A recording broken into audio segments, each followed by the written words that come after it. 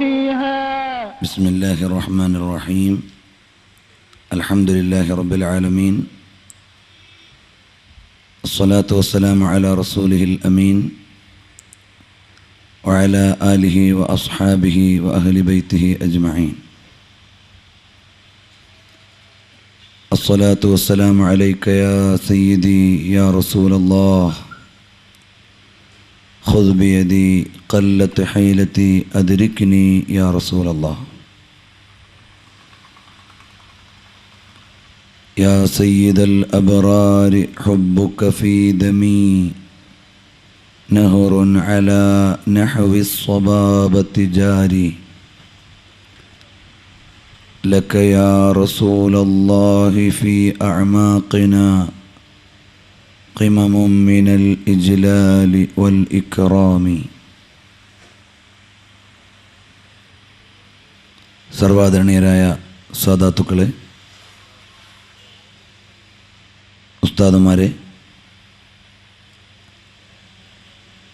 മുഅ്മിനീങ്ങളെ, മുതഅല്ലിമുകളെ,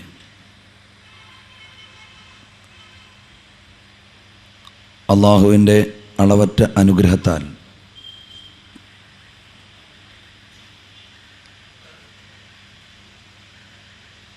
വളരെ അനുഗ്രഹങ്ങൾ നിറഞ്ഞ പരിശുദ്ധമായ റമദാനിൻ്റെ പകലിൽ അല്പസമയമെങ്കിലും ഇസ്ലാമിക വിജ്ഞാനവുമായി ബന്ധപ്പെട്ട് ചെലവഴിക്കുന്ന ഈ വേദി അള്ളാഹു നമ്മിൽ നിന്ന് സ്വീകരിക്കുമാറാകട്ടെ.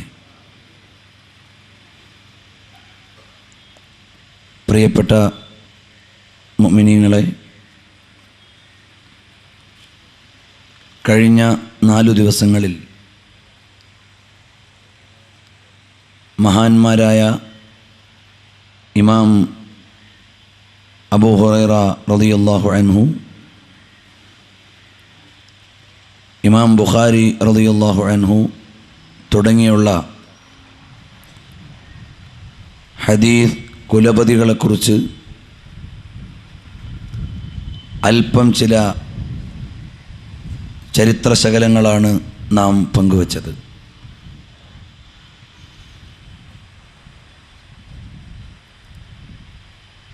കേൾക്കുന്നതെല്ലാം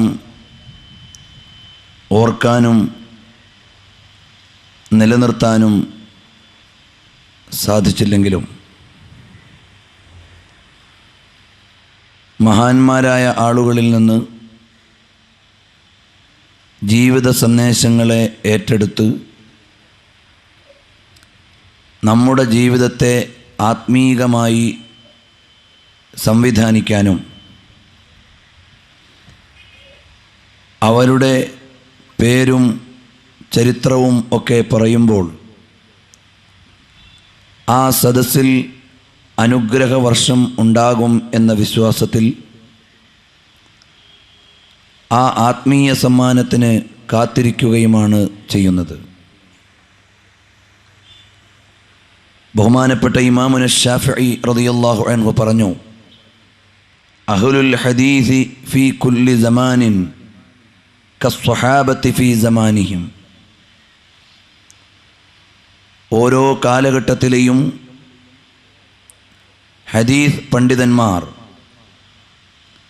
അതതു കാലങ്ങളിൽ സ്വഹാബികളുടെ സാന്നിധ്യമാണ്,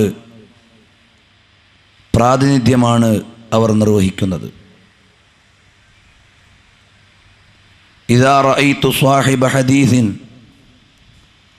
ഞാൻ ഒരു ഹദീസ് പണ്ഡിതനെ കണ്ടാൽ, കഅന്നി റഅയ്തു അഹദൻ മിൻ അസ്ഹാബി റസൂലില്ലാഹ് സല്ലല്ലാഹു അലൈഹി വസല്ലം, നബി സല്ലല്ലാഹു അലൈഹി വസല്ലം തങ്ങളുടെ ഒരു സ്വഹാബിയെ കണ്ട സന്തോഷവും അഭിമാനവും ആത്മീയ ബോധവുമാണ് അതിലൂടെ ഉണ്ടാവുക എന്ന് ഇമാം ശാഫിഈ റളിയല്ലാഹു അൻഹു പറയുന്നു. അഹ്ലുൽ ഹദീസ് ഹും അഹ്ലുൻ നബി വ ഇല്ലം യസ്ഹബു നഫ്സഹു അൻഫാസഹു സഹിബു. മഹാന്മാരായ ഹദീസിൻ്റെ പണ്ഡിതന്മാർ അവരുടെ ശരീരങ്ങൾ തിരുസവിധത്തിലേക്ക് എത്തിയിട്ടില്ലെങ്കിലും അവരുടെ ആത്മാവുകൾ നബി സല്ലല്ലാഹു അലൈഹി വസല്ലമ തങ്ങളുടെ സന്നിധാനത്തിൽ എത്തിയവരാണ്. അപ്പോൾ ആത്മാവ് കൊണ്ട് സ്വഹാബി തുല്യരാണ്. ശരീരം കൊണ്ട് നബി സല്ലല്ലാഹു അലൈഹി വസല്ലമ തങ്ങളുടെ സദസ്സിൽ പങ്കെടുക്കുകയും ഈമാനോടെ സമ്മേളിക്കുകയും അതിൽ തന്നെ വിയോഗം വരിക്കുകയും ചെയ്ത ആളുകൾ അവരാണ് സ്വഹാബികൾ. അങ്ങനെ ശാരീരിക സാന്നിധ്യത്തിന് നിയോഗമുണ്ടായില്ലെങ്കിലും ആത്മീയ സാന്നിധ്യം കൊണ്ട് തിരുസവിധത്തെ സ്വീകരിക്കുകയും ഉൾക്കൊള്ളുകയും ചെയ്തവരാണ് മഹാന്മാരായ ഹദീസ് പണ്ഡിതന്മാർ എന്ന് ബഹുമാനപ്പെട്ട ഇമാമുന ശാഫിഈ റളിയല്ലാഹു അൻഹു പറയുന്നു. അപ്പോൾ അവരെക്കുറിച്ചുള്ള വർത്തമാനങ്ങൾ, അവരെക്കുറിച്ച് പുതുതായി പരിചയപ്പെടുത്തൽ, പുതിയ തലമുറയിലേക്ക് മഹാന്മാരായ ഇമാമുകളെ ഓർമ്മപ്പെടുത്തൽ വിജ്ഞാനപരമായ ഒരു ബാധ്യതയും ആത്മീയമായ അവരോടുള്ള കടപ്പാടുമാണ്. അതിൻ്റെ ഭാഗമായിട്ടാണ് മഹാന്മാരായ മുഹദ്ദിസുകളെക്കുറിച്ചുള്ള ഈ പരമ്പര തുടക്കം കുറിക്കുകയും അള്ളാഹുവിൻ്റെ തൗഫീഖ് കൊണ്ട് 5-ാം ദിവസം നാം ഇവിടെ തുടരുകയും ചെയ്യുന്നത്. എല്ലാ ഇമാമുകളെക്കുറിച്ച് പറയുമ്പോഴും ഒരു വിദ്യാർത്ഥി എന്ന നിലയിൽ എൻ്റെ അനുവാചകരോട് ആദ്യം ഓർമ്മപ്പെടുത്താനുള്ളത്, ഞാനിവിടെ അവതരിപ്പിക്കുന്ന പരിമിതമായ ഒരു വൃത്തത്തിൽ ഒതുങ്ങിയവരല്ല ഇമാമുകൾ. അവരുടെ വിശാലമായ ജീവിത ലോകത്തെ പഠിക്കാനും അർഹമായ വിധത്തിൽ അവതരിപ്പിക്കാനും യോഗ്യതയില്ല. അതോടൊപ്പം തന്നെ നമ്മുടെ മഹാന്മാരായ പണ്ഡിതന്മാർ നിരവധി ഗ്രന്ഥങ്ങൾ പാരായണം ചെയ്യുകയും ജീവിതം മുഴുവനും വിജ്ഞാനത്തിനു വേണ്ടി ഒഴിഞ്ഞു വെക്കുകയും ചെയ്ത നമ്മുടെ ഉസ്താദുമാർ, അവർ കണ്ടെത്തിയതുപോലെ കൂടുതൽ ഗ്രന്ഥങ്ങളെ പരിചയപ്പെടാനോ ഉന്നത തലങ്ങളിലുള്ള ആളുകൾക്ക് കണ്ടെത്തുന്ന ഗ്രന്ഥങ്ങളുടെ എത്രയോ ഇരട്ടി ആത്മീയമായി ഉൾക്കൊള്ളാൻ കഴിയുന്നവരാണ്. വിശാലമായ ബസറും അതിലേറെ വിശാലമായ ബസീറത്തും ഉള്ളവരാണ് നമ്മുടെ മഹാന്മാരായ ഉസ്താദുമാർ. അവരെപ്പോലെ വിശാലമായ ഒരു വൃത്തത്തിൽ അന്വേഷിക്കാനും പഠിക്കാനും വിസ്തൃതമായി അവതരിപ്പിക്കാനും ഞാൻ അശക്തനായതുകൊണ്ട് തന്നെ സാധ്യമല്ല. നമുക്കറിയാം, അബ്ദുല്ലാഹിൽ ഹദ്ദാദ് റളിയല്ലാഹു അൻഹു ആരായിരുന്നു? അന്ധനായ ഒരു മനുഷ്യനായിരുന്നു. പക്ഷേ കാഴ്ചയില്ലെങ്കിലും അകക്കാഴ്ച കൊണ്ട് വിജ്ഞാനികളെ മുഴുവനും അതിജയിക്കാനുള്ള പരിജ്ഞാനം അബ്ദുല്ലാഹിൽ ഹദ്ദാദ് റളിയല്ലാഹു അൻഹുവിന് ഉണ്ടായിരുന്നു. അബ്ദുല്ലാഹിൽ ഹദ്ദാദ് റളിയല്ലാഹു അൻഹു ഒരിക്കൽ പറഞ്ഞു, എനിക്ക് വിജ്ഞാനത്തിനു വേണ്ടി ഒരാളുടെ മുമ്പിൽ പോയി കാത്തു നിൽക്കേണ്ടി വന്നിട്ടില്ല. വിജ്ഞാനത്തിൻ്റെ ദാരിദ്ര്യം എനിക്ക് അനുഭവപ്പെട്ടിട്ടില്ല. മഹാനവറുകൾ നിരവധി ഗ്രന്ഥങ്ങൾ ലോകത്തിന് സമ്മാനിച്ചു. മഹാനവറുകളുടെ ഗ്രന്ഥങ്ങളെല്ലാം ആശയബാഹുല്യം കൊണ്ടും ആത്മീയമായ സ്വാധീന ശക്തി കൊണ്ടും വളരെ ഉയർന്ന തലത്തിൽ നിൽക്കുന്ന ഗ്രന്ഥങ്ങളാണ് അബ്ദുല്ലാഹിൽ ഹദ്ദാദ് റളിയല്ലാഹു അൻഹുവിൻ്റെ ഗ്രന്ഥങ്ങൾ.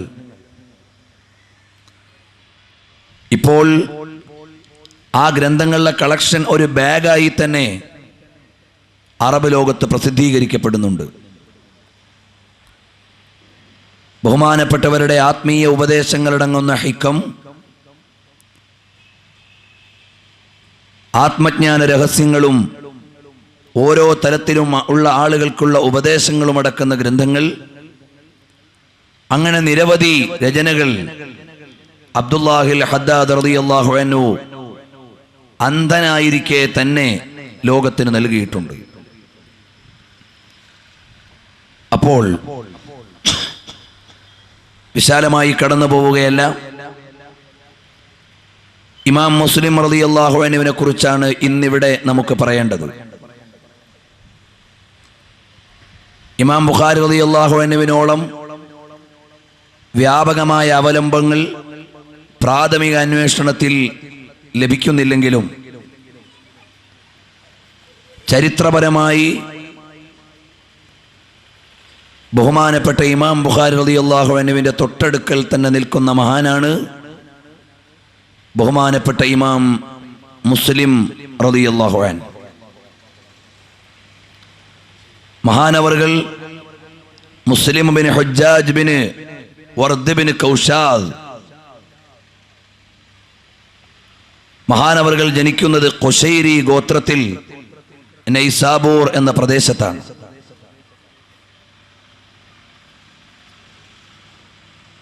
ഹിജറ 201, 202, 204, 206 എന്നീ 4 അഭിപ്രായങ്ങളാണ് ഇമാം മുസ്ലിം റളിയല്ലാഹു അൻഹുവിൻ്റെ ജന്മവർഷത്തെക്കുറിച്ച് ചരിത്രകാരന്മാർ എഴുതിയിട്ടുള്ളത്.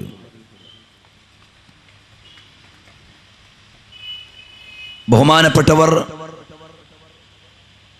ജനിച്ചു വീണ നാട് വൈജ്ഞാനികമായി ഒരുപാട് ആളുകളെ സംഭാവന ചെയ്ത നൈസാബൂർ എന്ന പ്രദേശമാണ്. ലോകത്തേക്ക് ഒരുപാട് വിജ്ഞാനികളെയും പണ്ഡിതരെയും കർമ്മശാസ്ത്ര വിശാരദന്മാരെയും മുഹദ്ദിസുകളെയും ഒക്കെ സംഭാവന ചെയ്യാൻ ഭാഗ്യമുണ്ടായ ഒരു നാട്ടിലാണ് ബഹുമാനപ്പെട്ട ഇമാം അവർകൾ ജനിക്കുന്നത്. മഅദിനുൽ ഫുളല, മംബഉൽ ഉലമാ എന്നൊക്കെ ചരിത്രകാരന്മാർ പരിചയപ്പെടുത്തിയ നാട്ടിലാണ് ബഹുമാനപ്പെട്ടവരുടെ ജനനം. ബഹുമാനപ്പെട്ടവരുടെ പിതാവ് ആത്മീയമായ ഒരു സാഹചര്യത്തിൽ തന്നെ ജനിച്ചവരാണ്. ഒരു പള്ളിയിലെ ഉസ്താദായിരുന്നു. ചില സൂചനകൾ കഴിഞ്ഞ ദിവസങ്ങളിൽ നൽകിയിട്ടുണ്ട്. എന്നാലും നേരത്തെ ഇവിടെ ഉദ്ഘാടന ഭാഷണത്തിൽ പറഞ്ഞ വിഷയത്തോടനുബന്ധമായി എനിക്ക് ഓർമ്മപ്പെടുത്താനുള്ളത്, നമ്മുടെ മക്കൾ നല്ലവരായി വളർന്ന് യോഗ്യരായി വരണമെങ്കിൽ നല്ലവരായ മക്കൾക്ക് വളരാൻ പറ്റുന്നൊരു സാഹചര്യം നമ്മുടെ വീട്ടിൽ ഉണ്ടാകണം. വൈജ്ഞാനികമായ ഒരു ചുറ്റുപാട് ഉണ്ടെങ്കിൽ മാത്രമേ അവർക്ക് വൈജ്ഞാനിക പ്രചോദനം നൽകി വളർത്തിക്കൊണ്ടുവരാൻ സാധിക്കുകയുള്ളൂ. ഇന്ന് ഒരുപാട് സുഖസൗകര്യങ്ങളും ജീവിത വിശാലതയുമൊക്കെ നമുക്കുണ്ടെങ്കിലും ആത്മീയമായി നമ്മുടെ മക്കളെ ചിട്ടപ്പെടുത്താൻ വേണ്ട സംവിധാനങ്ങൾ മിക്ക വീടുകളിലും ഇല്ല. ബഹുമാനപ്പെട്ട സയ്യിദുമാരുടെയും ഉസ്താദുമാരുടെയും ഒക്കെ മജ്ലിസിൽ പങ്കെടുക്കുന്ന രക്ഷിതാക്കൾ ആത്മാർത്ഥമായി ആഗ്രഹിക്കും, എൻ്റെ മകൻ ഒരു ആലിമാകണം, എൻ്റെ മകൻ ഒരു ഹാഫിളാകണം, എൻ്റെ മകൻ നല്ല ഒരാളായി വരണം. പക്ഷേ അതിനനുസൃതമായ ഒരു ഗൃഹചുറ്റുപാട്, ഗൃഹാന്തരീക്ഷം രൂപപ്പെടുത്താൻ പലപ്പോഴും നമുക്ക് കഴിയുന്നില്ല.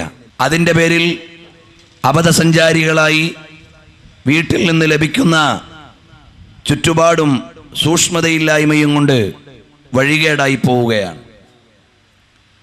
നമുക്കെല്ലാവർക്കും അറിയാം, തിരുനബി സല്ലല്ലാഹു അലൈഹി വആലിഹി വഅസ്ഹാബിഹി വസല്ലം തങ്ങൾ അവിടുത്തെ പവിത്രമായ വ്യക്തിത്വത്തിന് യോഗ്യമായ പാതിവ്രത്യമുള്ളൊരു പിതാവായിരുന്നു അബ്ദുല്ലാഹി ഇബ്നു അബ്ദുൽ മുത്തലിബ്.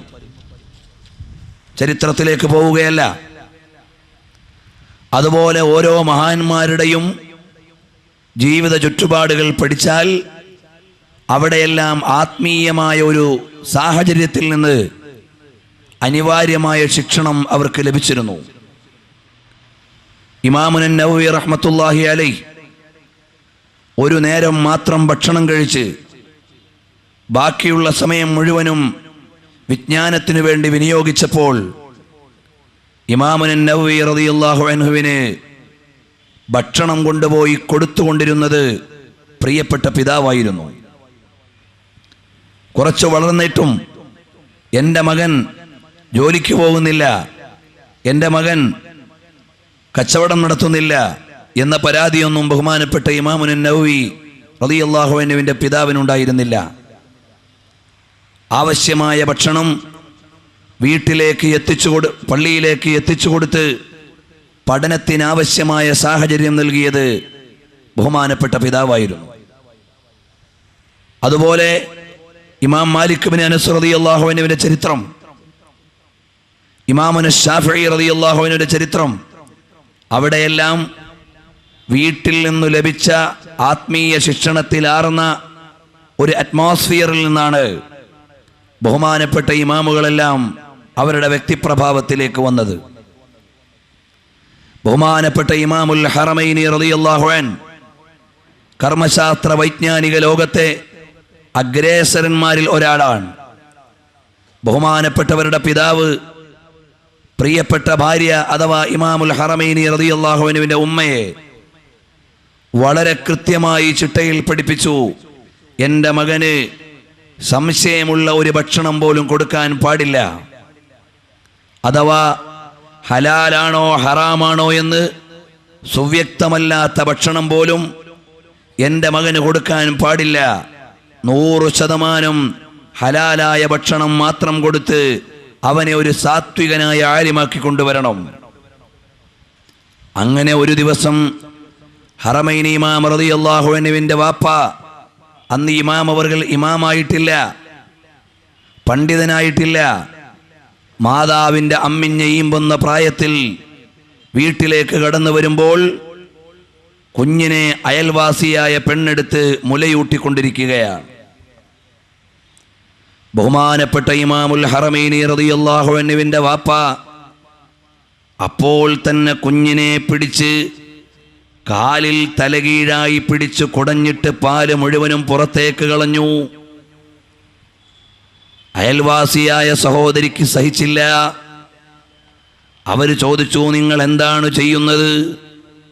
ഒരു കുഞ്ഞ് കരഞ്ഞ സമയത്ത് കുഞ്ഞിൻ്റെ ഉമ്മ വേറെ ജോലിയില്ലായിരുന്നത് കൊണ്ട് ഞാൻ സ്നേഹത്തോടെ വന്നെടുത്ത് നിങ്ങളുടെ മകന് പാലൂട്ടിയപ്പോൾ നിങ്ങൾ ചെയ്തത് ശരിയായില്ല എന്ന ശൈലിയിൽ അവർ വിഷമിച്ചപ്പോൾ ബഹുമാനപ്പെട്ട ഇമാം ഹറമൈനി റളിയല്ലാഹു അൻഹുവിന്റെ വാപ്പ പറഞ്ഞു, എനിക്ക് നിങ്ങളോട് വിരോധമുണ്ടായത് കൊണ്ടല്ല, എനിക്ക് നിങ്ങളോട് ദേഷ്യമുള്ളത് കൊണ്ടല്ല, മറിച്ച് എൻ്റെ ഭാര്യയ്ക്ക് ഞാൻ കൊടുക്കുന്ന ഭക്ഷണം 100% ഹലാലായ ഭക്ഷണമാണ്.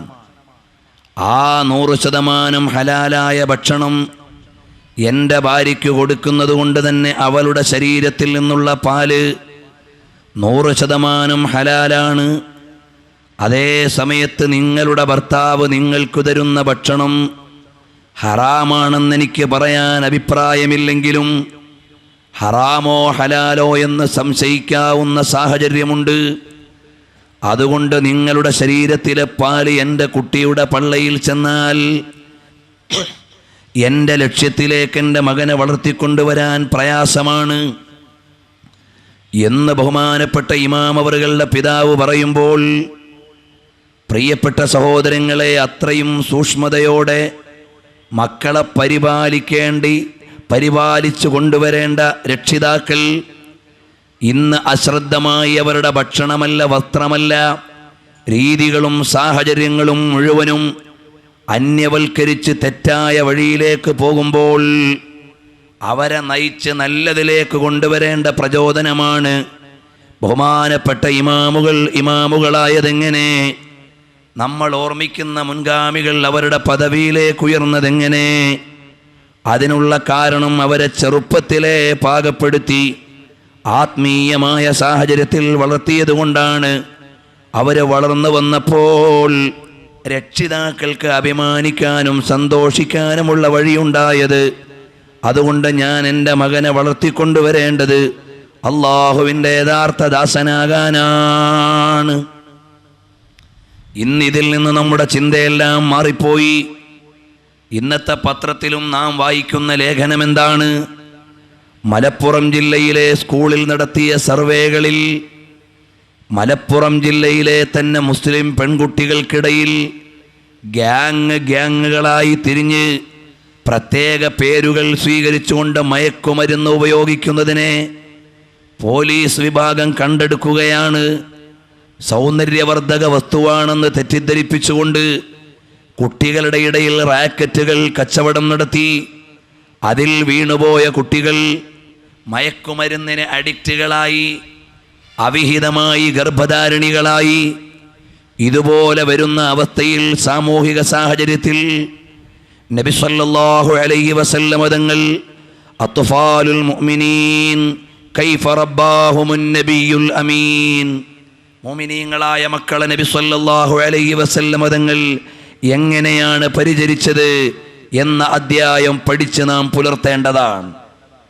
അല്ലാതെ ജാടകൾക്കും സാമ്പത്തികമായ വികാസങ്ങൾക്കും അല്ലെങ്കിൽ സാങ്കേതികമായ സൗകര്യങ്ങൾക്കുമൊന്നും പ്രസക്തിയില്ല. ലേഖന പരമ്പര കേരളത്തിലെ മുഖ്യപത്രം ദിവസേന പരമ്പരയായി എഴുതിക്കൊണ്ടിരിക്കുമ്പോൾ നമ്മുടെ ഓരോരുത്തരുടെയും ചുറ്റുവട്ടങ്ങളിൽ നടക്കുന്ന തെറ്റായ പ്രവണതകളും നമ്മുടെ മക്കൾ പഠിച്ചുകൊണ്ടിരിക്കുന്ന കലാലയങ്ങളിൽ അരങ്ങേറിക്കൊണ്ടിരിക്കുന്ന അവിഹിതങ്ങളും അനിഷ്ടങ്ങളുമാണ് എന്ന് നാം തിരിച്ചറിയേണ്ടതുണ്ട്. ആ ഒരു തിരിച്ചറിവിലേക്ക് വന്നാലേ മക്കളെ ആത്മീയമായ സാഹചര്യത്തിൽ വളർത്താൻ കഴിയൂ. നിങ്ങൾ ആലോചിച്ചു നോക്കൂ, ബഹുമാനപ്പെട്ട ഉമർ ബിൻ അബ്ദുൽ അസീസ് റളിയല്ലാഹു അൻഹു, ആ ഉമർ ബിൻ അബ്ദുൽ അസീസ് റളിയല്ലാഹു അൻഹു സുലൈമാൻ ബിൻ അബ്ദുൽ മലിക് തൊട്ടു മുമ്പുള്ള ഭരണാധികാരി, ബഹുമാനപ്പെട്ടവരുടെ അമ്മാവനാണ്.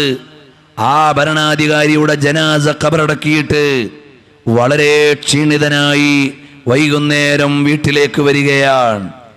അപ്പോഴാണ് അവിടെയുള്ള ജനങ്ങൾ മുഴുവനും ഐക്യകണ്ഠേന പ്രഖ്യാപിക്കുന്നു, ഇനി ഞങ്ങളുടെ ഖലീഫ വേറെ ആരുമല്ല, ഉമർ ബിൻ അബ്ദുൽ അസീസ് ആണ്.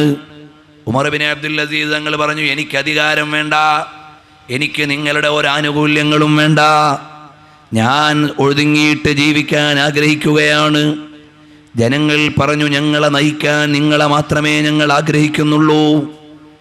അങ്ങനെ ഉമർ ബിൻ അബ്ദുൽ അസീസ് തങ്ങൾ അനിവാര്യമായ ഘട്ടത്തിൽ ഖിലാഫത്ത് ഏറ്റെടുത്തപ്പോൾ പുതിയ ഭരണാധികാരിയുടെ മുമ്പിൽ ഒരുപാട് ആളുകൾ നിവേദനങ്ങളുമായി കാത്തു നിൽക്കുകയാണ്. ബഹുമാനപ്പെട്ട ഇമാം അവർകൾ പറഞ്ഞു, ഉമർ ബിൻ അബ്ദുൽ അസീസ് തങ്ങൾ പറഞ്ഞു, ഞാൻ ഇന്നലെ മുഴുവനും സുലൈമാൻ ബിൻ അബ്ദുൽ മലിക്കിൻ്റെ സംസ്കരണവുമായി ബന്ധപ്പെട്ട് നിന്നതാണ്. അതുകൊണ്ട് ഞാൻ നല്ല ക്ഷീണിതനാണ്. ഇൻഷാ അല്ലാഹ് ഞാനൊന്ന് വിശ്രമിച്ചിട്ട് നിങ്ങളുടെ എല്ലാവരുടെയും പരാതികൾ കേൾക്കാം, നിങ്ങളുടെ ആവശ്യങ്ങൾ പരിഗണിക്കാം. ഉടനെ ഉമർ ബിൻ അബ്ദുൽ അസീസ് തങ്ങളുടെ മകൻ പറയുകയാണ്, വാപ്പ എവിടേക്കാണ് പോണത്? വാപ്പ പോയി കിടന്നിട്ട് തിരിച്ചു വരുമോ എന്നതിന് ഗ്യാരണ്ടി ഉണ്ടോ? എന്നാലല്ലേ ഈ പാവങ്ങളുടെ ആവശ്യങ്ങൾ പരിഗണിക്കാതെ വിശ്രമിക്കണമെന്ന് പറഞ്ഞു പോയാൽ വിശ്രമിച്ചിട്ട് തിരിച്ചു വരാം എന്നതിന് കയ്യിൽ ഉറപ്പുണ്ടോ? ഉടനെ ബഹുമാനപ്പെട്ടവർ പറയുകയാണ്, അൽഹംദുലില്ലാഹില്ലദീ അഅ്താനി വലദൻ യുദക്കിറുനിൽ ആഖിറ. അല്ലാഹുവേ, നിന്നെ ഞാൻ ശുക്ർ ചെയ്യുകയാണ്. കാരണം എൻ്റെ മകനോട് ദേഷ്യമല്ല ഉമർ ബിൻ അബ്ദുൽ അസീസ് തങ്ങൾക്ക്, വിരോധമല്ല ഉമർ ബിൻ അബ്ദുൽ അസീസ് തങ്ങൾക്ക്. രാജ്യത്തിൻ്റെ ഭരണാധികാരിയായപ്പോൾ ചക്രവർത്തിയുടെ മകനെന്ന നിലക്ക് ഭൗതികമായ ഉന്നതികൾ ചിന്തിക്കേണ്ടയാളാണ്. പക്ഷേ ആ സമയത്ത് വാപ്പാനോട് ഉപദേശിക്കുകയാണ്, ആത്മീയമായ ഉപദേശം. നിങ്ങൾ അവിടെ പോയി കിടന്ന് വിശ്രമിച്ചിട്ട് തിരിച്ചു വരുമെന്നതിന് വല്ല ഉറപ്പുമുണ്ടോ? അപ്പോഴാണ് ബഹുമാനപ്പെട്ടവർ പറയുന്നത്, അൽഹംദുലില്ലാഹ്, സർവസ്തുതിയും അള്ളാഹുവിനാണ്.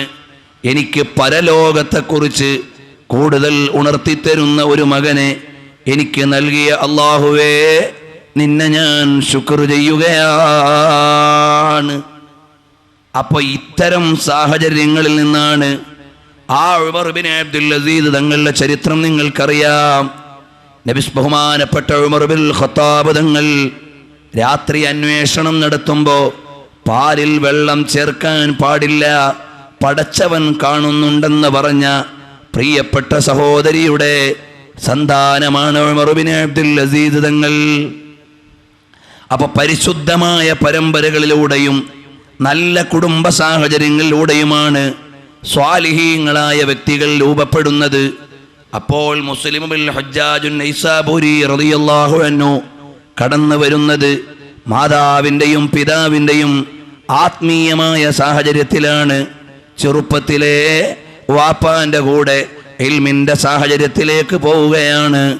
ഒരു കാര്യം കൂടി ഞാനിവിടെ ഓർമ്മപ്പെടുത്താം. അതാ കണ്ടില്ലയോ, ബഹുമാനപ്പെട്ട ഇബ്നുൽ ബിസ്താമി റളിയല്ലാഹു അൻഹു പറയാണ്, ഞാൻ എൻ്റെ വീട്ടിൽ നിന്നിട്ട് പരിശുദ്ധമായ ഖുർആൻ, അതാ പരിശുദ്ധമായ ഖുർആൻ ഇങ്ങനെ ഓതുന്ന സമയത്ത് എൻ്റെ മകൻ ചോദിക്കുകയാണ്, യാ അയ്യുഹൽ മുസമ്മിൽ എന്ന ആയത്തങ്ങ് ഓതിയപ്പോ എന്നോട് മകൻ ചോദിക്കുന്നു, അല്ലയോ വാപ്പാ, യാ അയ്യുഹൽ മുസമ്മിലു ഖുമിൽ ലൈല ഇല്ലാ ഖലീലാ മഅല്ലദീ യഖൂലുല്ലാഹു സുബ്ഹാനഹു വ തആല ഹാദാ. ഓ വാപ്പാ, രാത്രി എഴുന്നേറ്റ് നിസ്കരിക്കണമെന്നും അള്ളാഹുവിന് വേണ്ടി പാതിരാത്രിയിൽ ആരാധന ചെയ്യണമെന്നും ഈ പടച്ചവൻ ആവശ്യപ്പെടുന്നത് ആരോടാണ്? ഉടനെ വാപ്പ പറഞ്ഞു, മോനെ, അത് അള്ളാഹുവിൻ്റെ റസൂൽ മുഹമ്മദുർ റസൂലുള്ളാഹി, മുഹമ്മദുർ റസൂലുള്ളാഹി സ്വല്ലല്ലാഹു അലൈഹി വസല്ലം തങ്ങൾക്ക് മാത്രമുള്ള നിസ്കാരമാണ് തഹജ്ജുദ് നിസ്കാരം. അതുകൊണ്ട് നബി സ്വല്ലല്ലാഹു അലൈഹി വസല്ലം തങ്ങളോടുള്ള കൽപ്പനയാണ്. നമുക്കത് ബാധകമല്ലെന്ന രൂപത്തിൽ സംസാരിച്ചു. കുറേ ദിവസം കഴിഞ്ഞപ്പോഴാണ്, കുഞ്ഞു ബാലനാണ്, ഖുർആൻ ഓതിക്കൊണ്ടിരിക്കുന്ന കുട്ടിയാണ്. കുട്ടി ചോദിക്കുന്നു, ഇന്ന റബ്ബക യഅലമു അന്നക തഖൂമു അദ്നാ മിൻ സുലുസൈൽ ലൈലി വനിസ്ഫഹു വസുലുസഹു വതായിഫത്തും മിനല്ലദീന മഅക. ഓ അല്ലാഹുവിൻ്റെ ഹബീബേ, അവിടുന്ന് നിന്ന് നിസ്കരിക്കുന്നതിൻ്റെ വിശേഷങ്ങൾ പറയുമ്പോൾ വതായിഫത്തും മിനല്ലദീന മഅക, അവിടുത്തെയോടുകൂടുള്ള ഒരു സംഘവും. അപ്പോൾ ഈ കുട്ടി ചോദിക്കുകയാണ്, വാപ്പാ, നിങ്ങളോട് ഞാൻ രാത്രി നിസ്കാരത്തെക്കുറിച്ച് പറഞ്ഞപ്പോൾ അത് നബി സല്ലല്ലാഹു അലൈഹി വസല്ലം തങ്ങളുടെ പ്രത്യേകതയാണെന്ന് പറഞ്ഞു. എന്നാൽ ഈ നബി സല്ലല്ലാഹു അലൈഹി വസല്ലം തങ്ങളുടെ കൂടെ നിസ്കരിക്കുന്ന ജമാഅത്ത് സംഘം ആരാണ് വാപ്പാ? അപ്പൊ വാപ്പ പറഞ്ഞു, മോനെ, ഹും അസ്ഹാബു റസൂലില്ലാ, അത് നബി സല്ലല്ലാഹു അലൈഹി വസല്ലം തങ്ങളുടെ സ്വഹാബിമാരാണ്. എന്നാൽ ഒന്ന് ചോദിച്ചോട്ടെ, ഹബീബായ സല്ലല്ലാഹു അലൈഹി വസല്ലം തങ്ങളും പ്രിയപ്പെട്ട സ്വഹാബത്തും ചെയ്യുന്നൊരു കാര്യം ചെയ്യാൻ വാപ്പാക്ക് മടി വരുന്നതെന്തിന്? ഒന്ന് ചെയ്തുകൂടെ വാപ്പാ? ചെറിയ മോനാണ്, നിസ്കാരത്തിൻ്റെ പ്രായമെത്തിയിട്ടില്ല. ബഹുമാനപ്പെട്ടവരുടെ ഇമാം ബസ്താമിയുടെ മകനാണ്. അല്ല, ഞാൻ അവിടുന്ന് നബി സല്ലല്ലാഹു അലൈഹി വസല്ലം തങ്ങളും സ്വഹാബത്തും നിസ്കരിക്കുന്ന നിസ്കാരം നിങ്ങൾക്ക് വേണ്ടയോ വാപ്പാ? വാപ്പ പറഞ്ഞു, മോനെ, ശരിയാണ്, ഞാൻ ഇനി മുതൽ അത് ആരംഭിച്ചു കൊള്ളാം. അങ്ങനെ ഒരു ദിവസം വാപ്പ പതിവായി നിസ്കരിക്കുന്നതിൻ്റെ ഇടയിൽ ഒരു ദിവസം എഴുന്നേറ്റ് നോക്കിയപ്പോൾ കുഞ്ഞോമന മകനും വന്നു നിന്നിട്ട് പറയുന്നു, എനിക്കും നിസ്കരിക്കണം, അതുകൊണ്ട് വുളൂ ചെയ്യാൻ അവിടുന്ന് പഠിപ്പിച്ചു തരണേ വാപ്പാ. അപ്പം അത്രയും പ്രായമേ ആയിട്ടുള്ളൂ. ഖുർആൻ ചെറുപ്പത്തിലെ പഠിക്കുന്ന മക്കളാണ്. 5 വയസ്സിൽ ഖുർആൻ മനഃപ്പാടമാക്കിയവരെ നാം വായിച്ചിട്ടില്ലേ? 7 വയസ്സിൽ ഖുർആൻ മനഃപ്പാടമാക്കിയവരെ നാം ഇവിടെ പറഞ്ഞില്ലേ? ഇതുപോലെ ചെറിയ മക്കള് രാത്രി എഴുന്നേറ്റിട്ട് പറയുന്നു, എനിക്കും നിസ്കരിക്കണം, ഒന്ന് വുളൂ ചെയ്തു തരണേ വാപ്പാ. അപ്പോഴാണ് വാപ്പ പറയുന്നു, മോനെ, നീ കൊച്ചുകുട്ടിയാണ്, നീ അധ്വാനിക്കൊന്നും വേണ്ട, കുറച്ച് വലുതായിട്ട് നിസ്കരിച്ചാൽ മതി. അപ്പോഴാണ് ആത്മീയതയുടെ അന്തസാരങ്ങളെ ആത്മാവിലേക്ക് അതിലയിപ്പിച്ച ആധ്യാത്മികതയുടെ നിറവെളിച്ചങ്ങളെ അള്ളാഹുവിൽ നിന്ന് ഔദാര്യമായി ലഭിച്ച മകനവിടുന്ന് ചോദിക്കുന്നു, അപ്പാ നാളെ പടച്ചവൻ്റെ കോടതിയിൽ എല്ലാവരെയും ഹാജരാക്കുമ്പോൾ ഞാൻ പറയും, എനിക്ക് ഒതു എടുത്തിട്ട് നിസ്കരിപ്പിക്കാൻ പറഞ്ഞപ്പോൾ എൻ്റെ വാപ്പ എനിക്ക് ഒതു എടുത്ത് തന്നില്ല എന്ന് പറഞ്ഞോട്ടെ വാപ്പാ. അപ്പോഴാണ് വാപ്പ പറയുന്നു, മോനെ എനിക്ക് അവിടെ നിന്ന് മറുപടി പറയാൻ വയ്യ, മോൻ അതുകൊണ്ട് വരൂ ഒതു ചെയ്തു തരാം എന്ന് പറഞ്ഞിട്ട് മകനെ പഠിപ്പിച്ചു കൊടുക്കുകയാണ്. ഇതുപോലെയാണ് ബഹുമാനപ്പെട്ട ഇമാം മുസ്ലിം റളിയല്ലാഹു അൻഹു ചെറുപ്പത്തിലെ വാപ്പയുടെയും ഉമ്മയുടെയും ആത്മീയമായ ചുറ്റുപാടിൽ വളരുകയാണ്. ഞാൻ ഇത്രയും ഇടയ്ക്ക് കൂടി പറഞ്ഞത്, ഇന്ന് നമ്മൾ നമ്മുടെ മക്കളെ വാത്സല്യം നൽകിയിട്ട് വഴികേടാക്കുകയാണ്. അവർക്കാവശ്യമുള്ളതെല്ലാം വാങ്ങിക്കൊടുക്കുകയാണ്. സ്നേഹമെന്ന് നമ്മൾ തെറ്റിദ്ധരിച്ചു പോയി. എന്നാൽ നമ്മുടെ സ്നേഹം എന്താണ്? നമ്മുടെ ഡ്യൂട്ടി എന്താണ്? ഖൂ അൻഫുസകും വഅഹ്ലീകും നാറാ വഖൂദുഹൻ നാസു വൽ ഹിജാറ. നമുക്ക് വാപ്പാക്കുള്ള ഡ്യൂട്ടി എന്താണ്? ഭാര്യയും മക്കളെയും സ്വർഗത്തിലാക്കുക എന്നുള്ള പണിയാണുള്ളത്. അതാണ് വാപ്പാൻ്റെ ബാധ്യത, രക്ഷിതാവിൻ്റെ ബാധ്യത. രക്ഷാകർതൃത്വം ഏറ്റെടുത്തവരെ മുഴുവനും സ്വർഗത്തിലേക്ക് എത്തിക്കേണ്ട പണിയാണ് ചെയ്യേണ്ടത്. നമ്മുടെയൊക്കെ നല്ല സുന്നത്ത് ജമാഅത്തിൻ്റെ പ്രവർത്തകർ തന്നെ ഗൾഫിലൊക്കെ ചെന്നാൽ കൂടുതൽ, നാട്ടിൽ നിന്നാൽ വേറെയും അവരുടെ കൊച്ചുമക്കളെയൊക്കെ കൊണ്ടുവരുന്നത് കാണാം. പക്ഷേ ചെറിയ മക്കൾക്ക് അവർ വാങ്ങിക്കൊടുക്കുന്നത് പരിഷ്കൃത വസ്ത്രമാണ്. വിശേഷിച്ചും പെൺകുട്ടികൾക്കൊക്കെ തീർത്തും പരിഷ്കൃത വസ്ത്രമാണ് വാങ്ങിക്കൊടുക്കുന്നത്. 2, 3, 4 വയസ്സൊക്കെയുള്ള മക്കൾക്ക് വളരെ അർദ്ധനഗ്നകളായി നടക്കാൻ പറ്റുന്ന വസ്ത്രമൊക്കെ വാങ്ങിക്കൊടുക്കും. മോഡേൺ രീതിയിൽ അവരുടെ മുടി കട്ട് ചെയ്തു കൊടുക്കും.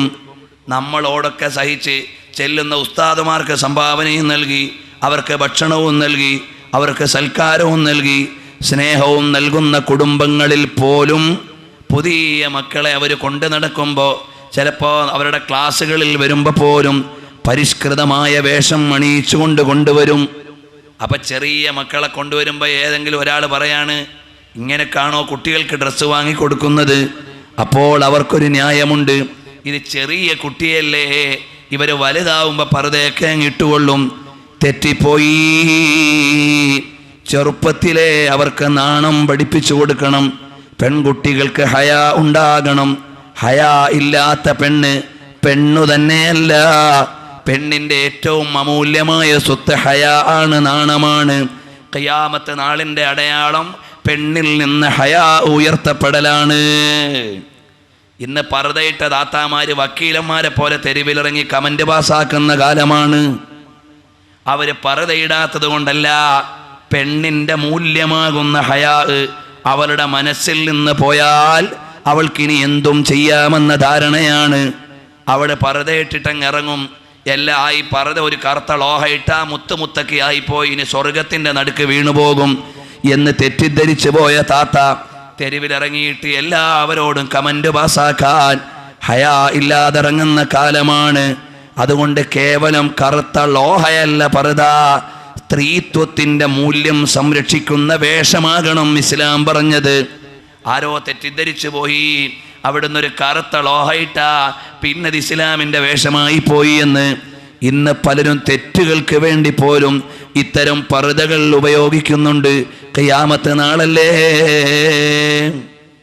ദീർഘദൂരെ യാത്ര ചെയ്യുമ്പോഴൊക്കെ കാണാം ചില സഹോദരിമാരൊക്കെ പർദ്ദാധാരിണികളായി വാഹനത്തിൽ കയറും.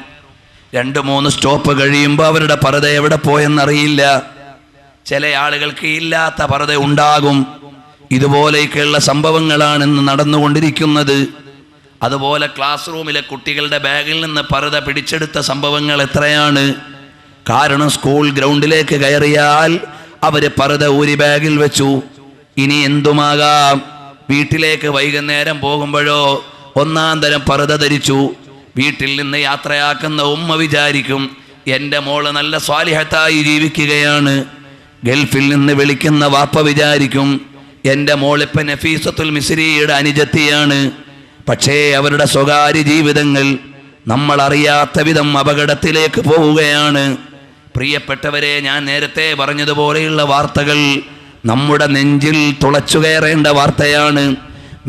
മുസ്ലിം പെൺകൊടികൾ ഒരുപാട് അപരാധങ്ങളിലേക്ക് പോകുമ്പോൾ എൻ്റെ ശബ്ദം വിദേശ രാജ്യങ്ങളിൽ ഇരുന്ന് ഓൺലൈൻ സംവിധാനങ്ങളിലൂടെ കേൾക്കുന്ന ഉമ്മമാരുണ്ടാകാം, രക്ഷിതാക്കളുണ്ടാകാം. നിങ്ങളുടെ പൊന്നുമോൾ എത്ര ചെറിയ പ്രായമുള്ളവളാണെങ്കിലും സംസ്കാരശൂന്യമായ വസ്ത്രം ധരിപ്പിച്ചുകൂടാ. അവരുടെ ഹെയർ കട്ടിംഗ് സംവിധാനം മോഡേൺ ആയിക്കൂടാ. നമ്മുടെ മക്കൾ നാളെ സ്വർഗത്തിലേക്ക് നമ്മളെ കൊണ്ടുപോകേണ്ടവരാകണമെങ്കിൽ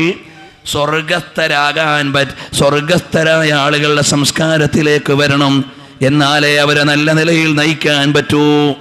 ബഹുമാനപ്പെട്ട ഇമാം അവറുകൾ ചെറുപ്പത്തിലെ, ഞാൻ സംഭവത്തിൽ നിന്ന് മാറിപ്പോകുന്നില്ല, ഇമാം മുസ്ലിം ഇബ്നുൽ ഹജ്ജാജ് റളിയല്ലാഹു അൻഹു മഹാനവറുകൾ നേരെ ചെറിയ ഓത്തുപള്ളിയിൽ, അന്നത്തെ സമ്പ്രദായം അങ്ങനെയാണ്. ഓത്തുപള്ളിയിൽ പോയി ഖുർആൻ പഠിക്കും, അത്യാവശ്യം ഭാഷയും പഠിക്കും. പിന്നെ ഓരോ വിഷയത്തിൽ യോഗ്യരായ ഉസ്താദുമാരുടെ അടുക്കലേക്ക് പോയി പഠിക്കും. ആ രീതിയാണ് അന്ന് നിലവിലുള്ളത്. അപ്പോൾ ബഹുമാനപ്പെട്ടവരും മുസ്ലിം റളിയല്ലാഹു അൻഹുവും ചെറുപ്പത്തിൽ ഓത്തുപള്ളിയിൽ പോയി ഖുർആൻ പഠിച്ച് അത്യാവശ്യം ഭാഷയും പഠിച്ചു കഴിഞ്ഞപ്പോൾ പിന്നെ ഇതാ ആ നാട്ടിലുള്ള പ്രഗത്ഭരായ പണ്ഡിതന്മാർ, ഹദീസിന്റെ പണ്ഡിതന്മാരുടെ അടുക്കലേക്ക് പോയി പഠിക്കാൻ തുടങ്ങി. 2 വയസ്സുള്ള സമയത്ത് ബഹുമാനപ്പെട്ട ഇമാം മുസ്ലിം അവറുകൾ ഹദീസിന്റെ പഠനവുമായി വ്യത്യസ്ത ഉസ്താദുമാരുടെ അടുക്കലേക്ക് പോകാൻ തുടങ്ങി. ലോക നേതാവായ ലോകൈക ഗുരു മുഹമ്മദുർ റസൂലുള്ളാഹി സ്വല്ലല്ലാഹു അലൈഹി വസല്ലം തങ്ങളുടെ പവിത്ര ചര്യകളെ ആധികാരികമായി ദർസ് നടത്തുന്ന പണ്ഡിതന്മാരുടെ ജീവിത വഴിയിലേക്ക് കടന്നു.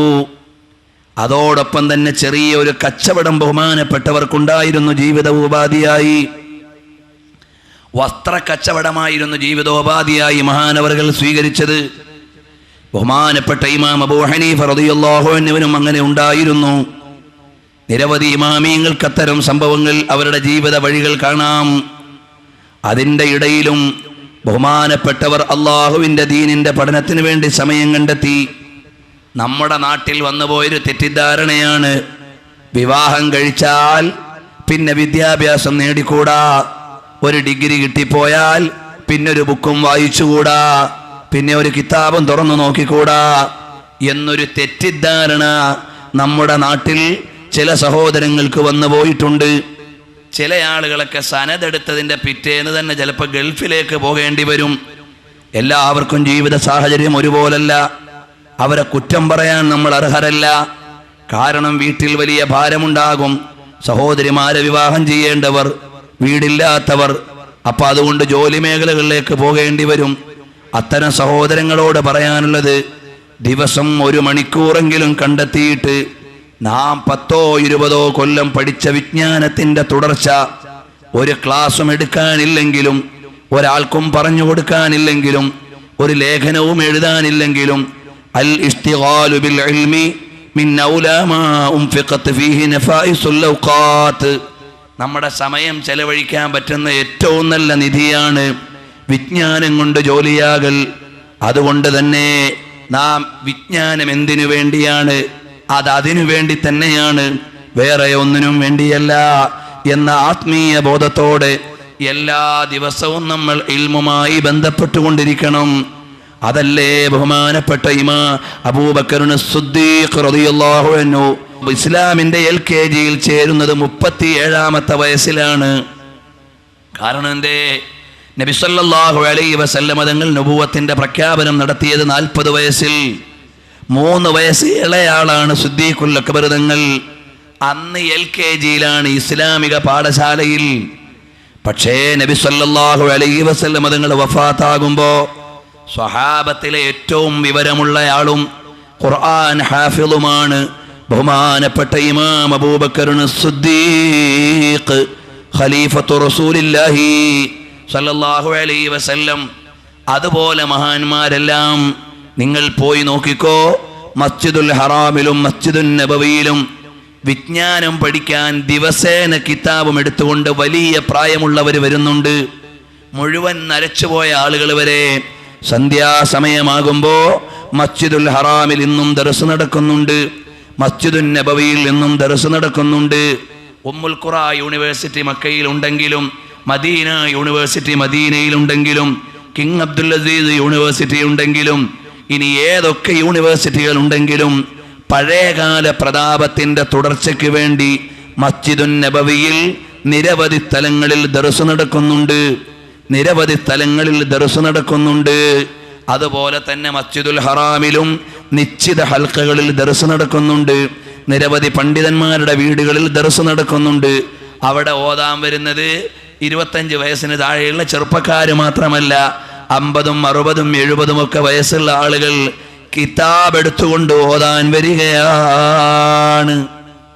നിങ്ങൾ പോയി നോക്കിക്കോ. യാദൃച്ഛികമായി ഒരിക്കൽ മസ്ജിദുൻ നബവിയിൽ നബി സല്ലല്ലാഹു അലൈഹി വസല്ലം തങ്ങളുടെ പള്ളിയിൽ ഇരിക്കുമ്പോൾ അവിടുന്ന് ബാബുസലാമിലൂടെ കടക്കുമ്പോൾ ഇടതു സൈഡിൽ ഒരു വലിയ ഹൽക്ക കാണുന്നു. എന്താണെന്ന് നോക്കാൻ അവിടെ ഇരുന്നപ്പോൾ കുറേ വ്യത്യസ്ത പ്രായക്കാരായ ആളുകളുണ്ട്. ചിലർ മുഷിഞ്ഞ വേഷമാണ്, ചിലർ ചെറുപ്പക്കാരാണ്. നോക്കിയപ്പോൾ അവരെല്ലാവരും ടാക്സി ഓടിക്കുന്നവരോ ചെറിയ ചെറിയ ജോലികൾ ചെയ്യുന്നവരോ ആണ്. അവർ വണ്ടി സ്റ്റാൻഡിലിട്ടിട്ട് ഓടി വരികയാണ് ഒന്നാം ദർസിൽ ഖുർആൻ കേൾപ്പിച്ചു കൊടുക്കാൻ. അപ്പം അദ്ദേഹത്തിൻ്റെ റോളെത്തുമ്പോൾ ഖുർആൻ ഹൈഫിളാക്കുന്ന ആളുകൾ അതിൻ്റെ ദൗറ നിർവഹിച്ചു കൊണ്ടിരിക്കുകയാണ്. എത്ര വയസ്സുള്ളവരാണ്? 50, 60, 70 ഒക്കെ വയസ്സുള്ള ആളുകൾ. അങ്ങനെ ദിവസേന മസ്ജിദുൻ നബവിയിൽ വന്ന് അവിടെ പരമ്പരാഗതമായിരിക്കുന്ന ഖാരി ഉണ്ട്, ഹാഫിളുണ്ട്.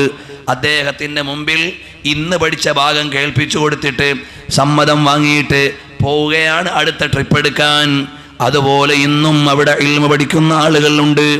യമനിലേക്ക് പോയാൽ അവിടെ മിക്ക പള്ളികളോടും ബന്ധപ്പെട്ട് റുബാത്തുകൾ എന്ന ദർസുകൾ നടക്കുന്നുണ്ട്.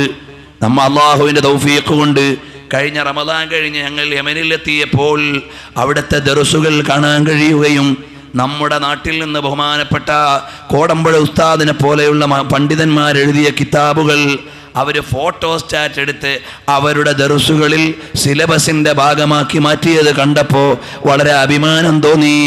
അറബ് രാജ്യമായ യമനിൽ ഇതാ മലയാളക്കരയിലിരിക്കുന്ന നമ്മുടെ പണ്ഡിതന്മാരെഴുതിയ ദുറൂസു തസ്കിയ പോലെ, ദുറൂസുൽ ഇസ്ലാം പോലെയുള്ള കിതാബുകൾ അവർ കോപ്പിയെടുത്ത് ബൈൻഡ് ചെയ്തിട്ട് അവരുടെ മദ്രസയുടെ ഫോട്ടോ ഒട്ടിച്ച് മദ്രസ ഒട്ടിച്ചിട്ട് അദൻ പോലെയുള്ള സ്ഥലങ്ങളിൽ, തഈസ് പോലെയുള്ള സ്ഥലങ്ങളിലുള്ള റുബാത്തുകളിൽ അവർ ഉപയോഗിച്ചു കൊണ്ടിരിക്കുന്നു. അവിടെയും പള്ളി ദർസുകളുണ്ട്. അപ്പോൾ ഇസ്ലാമിക പാരമ്പര്യം എന്നതിലേക്ക് ആ വിജ്ഞാനം പ്രായഭേദമന്യേ നടന്നു വരുന്നുണ്ട്. ഇതുപോലെയാണ് മഹാന്മാരായ ഇമാമുകൾ മുഴുവനും. അവരുടെ വീട്ടിലെയും കുടുംബത്തിൻ്റെയും കച്ചവടത്തിൻ്റെയും സാഹചര്യങ്ങളെല്ലാം ഉണ്ടെങ്കിലും അവർ ഇൽമിൻ്റെ പഠനം മുടക്കിയിട്ടില്ല. എന്നും അവർ മുതഅല്ലിമുകളായിരുന്നു. ഞാൻ ഇത്രയും വിശാലമായി പറഞ്ഞത് റമദാൻ കഴിയുമ്പോഴും എൻ്റെ ഈ സദസ്സിലിരിക്കുന്ന സാധാരണക്കാരെ നിങ്ങളൊന്ന് വിചാരിച്ചാൽ ഇൻഷാ അല്ലാഹ് നിങ്ങൾക്ക് നല്ലൊരു സമയം സുബ്ഹ് കഴിഞ്ഞോ മഗ്രിബ് കഴിഞ്ഞോ ഒക്കെ ഇൽമു പഠിക്കാൻ തൊട്ടടുത്തുള്ള മുദർരിസുമാരുടെ അടുക്കലേക്ക് പോകാം. അപ്പോൾ ഇമാം മുസ്ലിം റളിയല്ലാഹു അൻഹു അങ്ങനെയാണ്. ആ മഹാൻ അവர்கள் വിവാഹം കഴിച്ചോ ഇല്ലയോ എന്ന അഭിപ്രായമുണ്ടെങ്കിലും അബ്ദുൽ വാഹിദ് സഫാർ റളിയല്ലാഹു അൻഹുവിൻ്റെ മകളെ വിവാഹം ചെയ്തതായി ചില ചരിത്രരേഖകൾ പറയുന്നുണ്ട്. അബുൽ ഹസൻ എന്നാണ് വിളിച്ചിരുന്നതെങ്കിലും ഒരാൺകുട്ടി ഉള്ളതായി ചരിത്രം രേഖപ്പെടുത്തിയിട്ടില്ല. അബൂ അബ്ദില്ല എന്ന് ബഹുമാനപ്പെട്ട ഇമാം ബുഖാരി തങ്ങളെ വിളിച്ചതുപോലെ അറബികളുടെ ഇടയിലുള്ള ശൈലി എന്ന നിലക്ക് വിളിച്ചതാകാം. ഏതായാലും ഇമാം മുസ്ലിം റളിയല്ലാഹുവിൻ്റെ കുടുംബജീവിതവും പരിമിതമായ റിപ്പോർട്ടുകളെ നമുക്ക് ലഭിക്കാനുള്ളൂ. എന്നാൽ മഹാനവറുകളുടെ ജീവിതത്തിൽ നിന്ന് ലഭിക്കുന്ന മെസ്സേജുകൾ പരിശോധിച്ചു നോക്കിയാൽ മഹാനവറുകൾ പകലന്തിയോളം ഇരുന്ന് രാത്രി നേരം വെളുക്കോളം ഇരുന്ന് പരിശുദ്ധമായ ഹദീസ് എഴുതുകയാണ്. എത്രയോ രാത്രികൾ മഹാനവറുകൾ ഹദീസ് ക്രോഡീകരിച്ചിട്ട് നേരം വെളുക്കുന്നത് വരെ ഇരുന്നു പോയി. വലിയ ഹിമ്മത്തും അധ്വാനവുമുള്ള ആളായിരുന്നു എന്നാണ് മുസ്ലിം റളിയല്ലാഹുവിന്റെ ചരിത്രം തുടങ്ങുന്ന മിക്ക ആളുകളും എഴുതുന്നത്. രണ്ടാമത്തെ ഗുണമായി മുസ്ലിം റളിയല്ലാഹു അൻഹുവിന്റെ ചരിത്രം രേഖപ്പെടുത്തുന്നത് വളുഉൽ അശ്യാഇ ഫീ മവാളിഇഹാ, ചിട്ടയുള്ള ജീവിതമായിരുന്നു ഇമാം മുസ്ലിം തങ്ങളുടേത്. പേഴ്സണാലിറ്റി ഡെവലപ്മെൻറ്റും ഇപ്പൊ ലോകത്തെ ഏറ്റവും വലിയ കച്ചവടമാണ് പേഴ്സണാലിറ്റി ഡെവലപ്മെന്റ്. എന്നാൽ പേഴ്സണാലിറ്റി ഡെവലപ്മെന്റിന്റെ മുഴുവൻ ഗ്രന്ഥങ്ങളും യൂറോപ്യന്മാരെഴുതിയത് ഹുജ്ജത്തുൽ ഇസ്ലാം അബൂ ഹാമിദ് അൽ ഗസാലി തങ്ങളുടെ ഇഹ്യയുടെ ഇംഗ്ലീഷ് ട്രാൻസ്ലേഷൻ വെച്ചിട്ടാണ്. ഈ ഇന്നത്തെ എൻ്റെ വിഷയം അതല്ലാത്തതുകൊണ്ട് ഞാൻ അങ്ങോട്ട് കടക്കുന്നില്ല. ഹുജ്ജത്തുൽ ഇസ്ലാം അബൂ ഹാമിദ് അൽ ഗസാലി റളിയല്ലാഹു അൻഹുവിന്റെ ഇഹ്യാ ഉലൂമുദ്ദീൻ വെച്ചുകൊണ്ടാണ് യൂറോപ്യന്മാർ കോടികൾ ബുക്കിലൂടെയും കോഴ്സിലൂടെയും ഉണ്ടാക്കിയത്. ആ പേഴ്സണാലിറ്റി ഡെവലപ്മെന്റ് ശൈലികൾ മുഴുവനും നമ്മുടെ ഇമാമിയങ്ങളിൽ നിന്ന് പകർന്നു പോയതാണ്. കാരണം അവരെല്ലാം ചലിക്കുന്ന ഉദാഹരണങ്ങളായിരുന്നു, ജീവിക്കുന്ന മാതൃകാ വ്യക്തികളായിരുന്നു. അപ്പോൾ മഹാനവറുകൾക്ക് ക്രമബദ്ധമായൊരു ജീവിതം, വീട്ടിൽ ചെന്നാലും അവിടുത്തെ ദർസിൽ ചെന്നാലും അവിടുത്തെ ജീവിതത്തിൽ മുഴുവൻ നോക്കിയാലും കൃത്യമായൊരു ചിട്ടയോടെ ജീവിച്ച മഹാനാണ്. മാത്രമല്ല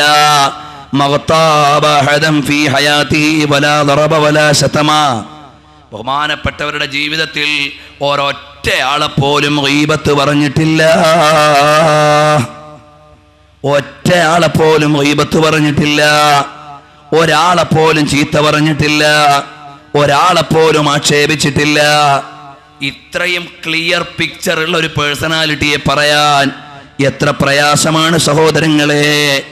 കാരണം ഈ ചരിത്രം വായിക്കുന്നതിൻ്റെ തൊട്ടടുത്ത് നമ്മൾ വായിക്കണം, നബി സല്ലല്ലാഹു അലൈഹി വസല്ലം തങ്ങൾ പറഞ്ഞില്ലേ, മൻ സലിമൽ മുസ്ലിമൂൻ അൽ മുസ്ലിമു മൻ സലിമൽ മുസ്ലിമൂന മിൻ ലിസാനിഹി വയദിഹി. അൽ മുസ്ലിമു യഥാർത്ഥ മുസ്ലിം, മൻ സലിമൽ മുസ്ലിമൂന മുസ്ലിമീങ്ങളെ മുഴുവനും അയാളിൽ നിന്ന് സുരക്ഷിതരാണ്. അഥവാ മിൻ ലിസാനിഹി വയദിഹി, അവരുടെ നാവ് കൊണ്ട് ആക്ഷേപിക്കപ്പെടുകയോ അല്ലെങ്കിൽ കൈകൊണ്ട് തല്ലേൽക്കുകയോ ചെയ്യേണ്ട അവസ്ഥ മുസ്ലിങ്ങൾക്കുണ്ടാവൂല. അതാണ് യഥാർത്ഥ മുസ്ലിമിന്റെ ഗുണമായി ലോക ഗുരുവായ പുണ്യ റസൂൽ സല്ലല്ലാഹു അലൈഹി വസല്ലം തങ്ങൾ പറയുന്നത്. അപ്പൊ അൽ മുസ്ലിമു യഥാർത്ഥ മുസ്ലിമിന്റെ ലക്ഷണം മുസ്ലിം ഇമാമിന്റെ ചരിത്രം വായിക്കുമ്പോൾ അതിൽ കാണുകയാണ് മഖ്താബഹദം വലാ ദറബ വലാ ശതമ. ഒരാളെ ചീത്ത പറഞ്ഞിട്ടില്ല, അടിച്ചിട്ടില്ല, ആക്ഷേപിച്ചിട്ടില്ല, പരദൂഷണം പറഞ്ഞിട്ടില്ല. അത്രയും നല്ല വ്യക്തിയായിരുന്നു ബഹുമാനപ്പെട്ട ഇമാം മുസ്ലിം റളിയല്ലാഹു അൻഹു. ഈ 1200 കൊല്ലം കഴിഞ്ഞ് മഹാന്മാരുടെ ചരിത്രം വായിക്കുമ്പോൾ ഇങ്ങനെയൊക്കെയുള്ള പ്രത്യേകതകൾ അവശേഷിക്കണമെങ്കിൽ ആ വിഷയത്തിൽ അവരെത്ര ഉന്നതനായിരുന്നു എന്ന് നാം പരിഗണിക്കണം. മുസ്ലിം റളിയല്ലാഹുവിന്റെ കംപ്ലീറ്റ് ഹിസ്റ്ററി ചിലപ്പോൾ നമുക്ക് മിക്ക ഗ്രന്ഥങ്ങളിൽ നിന്ന് ലഭ്യമല്ല. എന്നാൽ ലഭിക്കുന്ന ചരിത്രത്തിൽ ആദ്യം നിൽക്കുന്ന ഗുണങ്ങൾ ഇതാണ്. അപ്പോൾ അവർ ഈ വിശേഷണങ്ങളിൽ എത്ര ഉന്നതരായിരുന്നു എന്ന് മുതഅല്ലിമുകളും മുഅ്മിനീങ്ങളുമായ നമ്മൾ മനസ്സിലാക്കേണ്ടതാണ്. ഷജാഅൻ സദൂഖാ, ധൈര്യവാനായ സത്യസന്ധനായ ആളായിരുന്നു ബഹുമാനപ്പെട്ടവർ. കാരണം സത്യസന്ധതയിലൂടെ മുന്നോട്ട് പോകുന്നവരല്ലേ ഹദീസിന്റെ വാഹകരായി നിൽക്കാൻ പറ്റൂ. പക്ഷേ സുന്നത്ത് ജമാഅത്തിന്റെ എതിരാളികൾ വരുമ്പോൾ ആദർശം അടക്കി പിടിച്ചിട്ട് ഒളിച്ചു നടക്കേണ്ടവരല്ല, ധൈര്യത്തോടെ പരിശുദ്ധമായ ദീനെ വിളിച്ചു പറയേണ്ടവരാണ്. ആ ധൈര്യമുള്ള ഇമാമിയങ്ങളാണ് ആവശ്യമുള്ള സേവനങ്ങൾ മുഴുവനും ഈ ലോകത്ത് നൽകിയിട്ടുള്ളത്. ഇന്നും ബഹുമാനപ്പെട്ട നമ്മുടെ ഉസ്താദുമാര് ഒരു പള്ളിയുടെ മൂലയിൽ ദർസുമായോ ഒരു പള്ളിയുടെ മിമ്പറും മെഹ്റാബുമായി മാത്രമോ നിന്നിരുന്നെങ്കിൽ ഈ കാണുന്ന നവോത്ഥാനമൊന്നും കേരളീയർക്ക് അനുഭവിക്കാൻ കഴിയുമായിരുന്നില്ല. പക്ഷേ അവരിറങ്ങി എൻ്റെ കുടുംബത്തിൻ്റെ മാത്രം പ്രശ്നമല്ല, എനിക്കൊരു പള്ളിയിൽ നിന്ന് നല്ല മാന്യമായ ശമ്പളം കിട്ടും, ആ ശമ്പളം വാങ്ങിയിട്ട് ജീവിച്ച ആ കുടുംബം പോറ്റാൻ പറ്റും, അതുമാത്രം ചിന്തിച്ചിട്ട് നമ്മുടെ ആലിമീങ്ങൾ ഇരുന്നെങ്കിൽ ഇവിടെ മഹദിനുണ്ടാവൂല, മർക്കസ് ഉണ്ടാവൂല, അതുപോലെ സഅദിയ ഉണ്ടാവൂല, മഖറുണ്ടാവൂല, അതുപോലെ സ്ഥാപനങ്ങളൊന്നും ഉണ്ടാവുകയില്ല. പക്ഷേ അവരിറങ്ങി അള്ളാഹുവിൻ്റെ ദീനിൻ്റെ മാർഗത്തിലേക്ക് ഇറങ്ങിയിട്ട് ചില ആളുകൾ ഗ്രന്ഥരചന, ചില ആളുകൾ ദർസി മേഖല, ചില ആളുകൾ ദഅവത്തിന്റെ വഴി, ചില ആളുകൾ ഈ സമുദായത്തിന്റെ ആകെ നേതൃത്വം ഇതെല്ലാം ഏറ്റെടുത്തുകൊണ്ട് മുന്നോട്ട് പോയപ്പോഴാണ് ബഹുമഹാന്മാരായ ആളുകൾക്ക് ചരിത്രം രചിക്കാൻ കഴിഞ്ഞത്. അപ്പോൾ ബഹുമാനപ്പെട്ട ഇമാം മുസ്ലിം റളിയല്ലാഹു അൻഹു അവിടുത്തെ ജീവിതം മുഴുവനും ഇൽമിന് വേണ്ടി ചെലവഴിക്കാൻ ഇറങ്ങി. ആദ്യമായി അവിടുന്ന് ഖുറാസാനിൽ പോയത് യഹ്യ ബിൻ ബുക്കൈർ തമീമി റളിയല്ലാഹു അൻഹുവിന്റെ അടുക്കലാണ്. പിന്നീട് ബിശ്ർ ബിൻ അൽ ഹക്കം റളിയല്ലാഹു അൻഹുവിന്റെ അടുക്കലാണ്. പിന്നെ ഇസ്ഹാഖ് ബിൻ റാഹവൈഹി റളിയല്ലാഹു അൻഹുവിന്റെ അടുക്കലാണ്. എന്നിട്ട് മഹാനവറുകളോ ദാടിരോമം മുളയ്ക്കുന്നതിന് മുമ്പ് തന്നെ അറിയപ്പെട്ട ഹദീസ് പണ്ഡിതനായി മാറി. ദഹബി അദ്ദേഹത്തിന്റെ ചരിത്രത്തിൽ എഴുതുകയാണ്, ബഹുമാനപ്പെട്ട മുസ്ലിം റളിയല്ലാഹു അൻഹു 20ാമത്തെ വയസ്സിൽ ഹജ്ജിനെത്തി. 20ാമത്തെ വയസ്സിൽ ഹജ്ജിന് മക്കയിൽ എത്തി മഹാനവറുകൾ. അന്നേ മക്കയിലുള്ളവർക്ക് മുഴുവനും അറിയാം, ബഹുമാനപ്പെട്ട ഇമാം അവറുകൾ ഹദീസ് ലോകത്തെ അറിയപ്പെട്ട ആളായി അന്നേ മാറിയിരുന്നു. മാത്രമല്ല, ബഹുമാനപ്പെട്ടവരുടെ സഞ്ചാരം തുടങ്ങി ലോകത്തിന്റെ നാലുപാടിലേക്കും. ഇമാമുൻ നവവി റളിയല്ലാഹു അൻഹു പറയാണ്, അഹദു അലാഇമി അയിമ്മത്തി ഹാദശാൻ വകിബാരിൽ മുബർരിസീന ഫീഹി വാഹിലുൽ ഹുഫാദ് വൽ ഇത്ഖാൻ വറഹാലീന ഫീ തലബിഹി ഇലാ അയിമ്മത്തിൽ അഖ്താരി വൽ ബുൽദാൻ. ബഹുമാനപ്പെട്ടവർ അതാ ഉന്നത ശീർഷരായ ആലിമീങ്ങളിൽ ഒരാളാണ്. ലോകം മുഴുവനും വിജ്ഞാനത്തിന്റെ പ്രഭ പരത്തിയ നേതാവാണ്. വ്യത്യസ്ത ദിക്കുകളിൽ നിന്ന് പോയി ഇൽമ തേടിയ മഹാനാണ്. മാത്രമല്ല, ഹിജാസിൽ നിന്ന് മഹാനവറുകളുടെ യാത്ര തുടങ്ങി. വകാനത്ത് ഫീ സിന്നിൻ മുബക്കറത്തിൻ, വളരെ ചെറിയ പ്രായമായിരുന്നു. ഇത് കാനത്ത് ഉംറുഹു, ബഹുമാനപ്പെട്ടവരുടെ വയസ്സ് 14 വയസ്സായിരുന്നു. ഹിജറ 220. വകാന ഇദാക അംറദൻ, ആ സമയത്ത് ദാടിരോമം പോലും മുളച്ചിട്ടില്ലാത്ത പ്രായമല്ലേ. ആ സമയത്ത് മഹാനവറുകൾ പോയി. എന്നിട്ട് നവവി ഇമാം റളിയല്ലാഹു അൻഹുവിന്റെ അഭിപ്രായത്തിൽ ദഹബി പറഞ്ഞത് 20ാമത്തെ വയസ്സിൽ ഹജ്ജിന് വന്നു എന്നാണ്. എന്നാൽ ഇമാം നവവി റളിയല്ലാഹു അൻഹു പറയുന്നത് വകാനത്തിൽ അദാഇ ഫരീളത്തിൽ ഹജ്ജി, 14ാം വയസ്സിൽ തന്നെ ഹദീസ് പണ്ഡിതനായി ജനങ്ങൾ അറിയുന്ന വിധത്തിൽ വിശ്രുതനായി ഹജ്ജിന് വന്ന മഹാനാണ്. മക്കയിൽ വന്നു. അപ്പോ അന്നത്തെ കാലത്ത് ട്രാൻസ്പോർട്ടിംഗ് ഫെസിലിറ്റീസ് ഇല്ല, കമ്മ്യൂണിക്കേഷൻ സിസ്റ്റങ്ങൾ വ്യാപകമല്ല, ഒന്നുമില്ല. ആ സമയത്താണ് ബഹുമാനപ്പെട്ട ഇമാമിയങ്ങൾ അവരുടെ ജീവിത വഴികൾ മുഴുവനും നടന്നു തീർത്തത്. അത് നാം മനസ്സിലാക്കണം. നൈസാബൂരിൽ നിന്ന് നേരെ മക്കയിലേക്ക് വന്നു. സമിഅ ബിഹാ അബ്ദുല്ലാഹ് ഇബ്നു മസ്ലമത്തുൽ ഖഅനബി. അവിടെ വന്നപ്പോൾ മാലികി ഇമാം തങ്ങളുടെ ശിഷ്യനാകുന്ന ഇമാം ഖഅനബി റളിയല്ലാഹു അൻഹു അവിടെയുണ്ട്. ഖഅനബി റളിയല്ലാഹു അൻഹുവിന്റെ അടുക്കൽ നിന്ന് ഹദീസ് പഠിച്ചു. 14 വയസ്സുള്ള മുസ്ലിം ഇബ്നു ഹജ്ജാജ് റളിയല്ലാഹു അൻഹു. പിന്നെയും നിരവധി ആലിമീങ്ങളെ മക്കയിൽ കണ്ടിട്ടുണ്ട്, ഹദീസ് സ്വീകരിച്ചിട്ടുണ്ട്. പക്ഷേ ഈ പരമ്പര നമുക്ക് ഇന്ന് മുസ്ലിം റളിയല്ലാഹുവിന്റെ ചരിത്രം പറഞ്ഞു തീർക്കേണ്ടത് കൊണ്ട് ഞാൻ നീട്ടുന്നില്ല. മഹാനവറുകൾ പിന്നീട് പോയി, മദീനയിലേക്ക് പോയി. ലോകരാഷ്ട്രത്തിന്റെ വ്യത്യസ്ത ദിക്കുകളിൽ നടന്ന് ഓരോ രാജ്യത്തെയും, മർവിലേക്ക് പോയി, ഹിറാത്തിലേക്ക് പോയി, അങ്ങനെ ഓരോ രാജ്യത്തേക്കും പോയി ബഹുമാനപ്പെട്ടവർ പരിശുദ്ധമായ ഹദീസ് സമാഹരിക്കുകയാണ്.